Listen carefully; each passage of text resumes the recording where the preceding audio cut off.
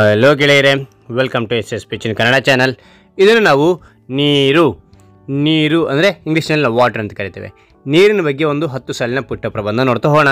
ಈ ಒಂದು ಪ್ರಬಂಧ ಇಷ್ಟವಾದರೆ ಲೈಕ್ ಮಾಡಿ, ಶೇರ್ ಮಾಡಿ, ಸಬ್ಸ್ಕ್ರೈಬ್ ಆಗೋದು ಮರಿಬೇಡಿ ಅಂತ ಹೇಳ್ತಾ ಈ ವಿಡಿಯೋ ಬಗ್ಗೆ ನೋಡ್ತಾ ಹೋಗೋಣ ಬನ್ನಿ.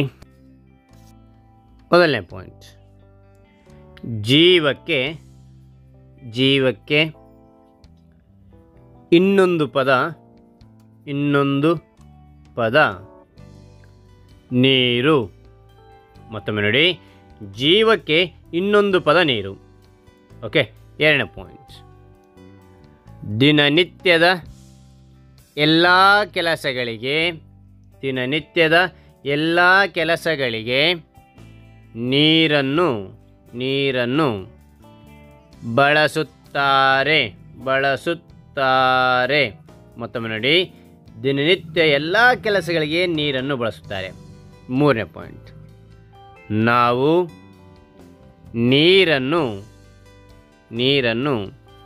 ಕುಡಿಯಲು, ಅಡುಗೆ ಮಾಡಲು, ಬಟ್ಟೆ ಒಗೆಯಲು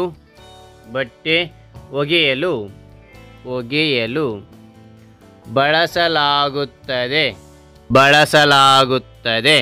ಮತ್ತೊಮ್ಮೆ ನೋಡಿ, ನಾವು ನೀರನ್ನು ಕುಡಿಯಲು, ಅಡುಗೆ ಮಾಡಲು, ಬಟ್ಟೆ ಒಗೆಯಲು ಬಳಸಲಾಗುತ್ತದೆ. ನಾಲ್ಕನೇ ಪಾಯಿಂಟ್, ನೀರು ಸ್ನಾನ ಮಾಡಲು, ನಮ್ಮ ಮನೆಯನ್ನು ಸ್ವಚ್ಛಗೊಳಿಸಲು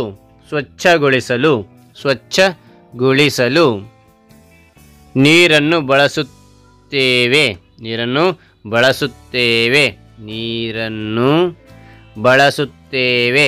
ಮತ್ತೊಮ್ಮೆ ನೋಡಿ, ನೀರು ಸ್ನಾನ ಮಾಡಲು, ನಮ್ಮ ಮನೆಯನ್ನು ಸ್ವಚ್ಛಗೊಳಿಸಲು ನೀರನ್ನು ಬಳಸುತ್ತೇವೆ. ಐದನೇ ಪಾಯಿಂಟ್, ನೀರು ನಮ್ಮ ಮೂಲಭೂತ ಅವಶ್ಯಕತೆಯಾಗಿದೆ.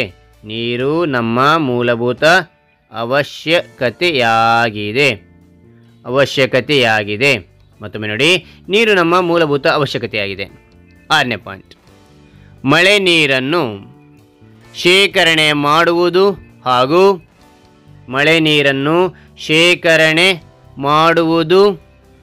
ಹಾಗೂ ಇಂಗು ಗುಂಡಿಗೆ ಬಿಡುವುದು.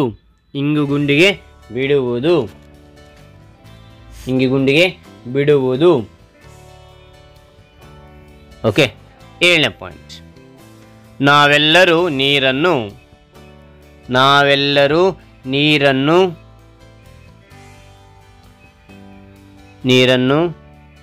ಉಳಿಸಬೇಕೆಂಬ ಪ್ರತಿಜ್ಞೆ ಮಾಡುವುದು.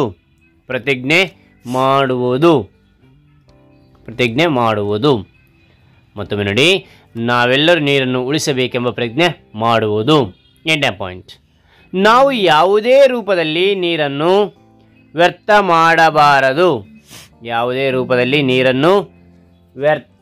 ಮಾಡಬಾರದು. ಮತ್ತೊಮ್ಮೆ ನೋಡಿ, ನಾವು ಯಾವುದೇ ರೂಪದಲ್ಲಿ ನೀರನ್ನು ವ್ಯರ್ಥ ಮಾಡಬಾರದು. ಒಂಬತ್ತನೇ ಪಾಯಿಂಟ್, ನಮ್ಮಲ್ಲಿ ನೀರಿನ ಸಂಪನ್ಮೂಲಗಳು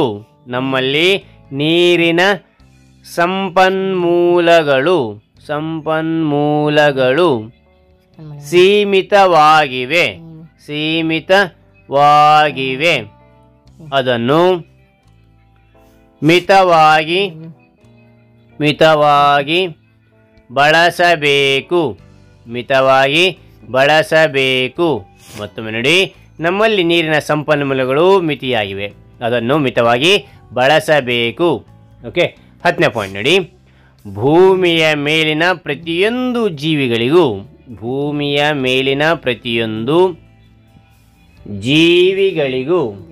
ಜೀವಿಗಳಿಗೂ ನೀರು ಅತ್ಯಗತ್ಯ.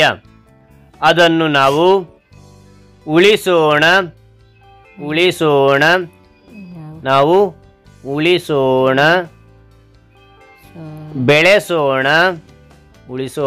ಬೆಳೆಸೋಣ,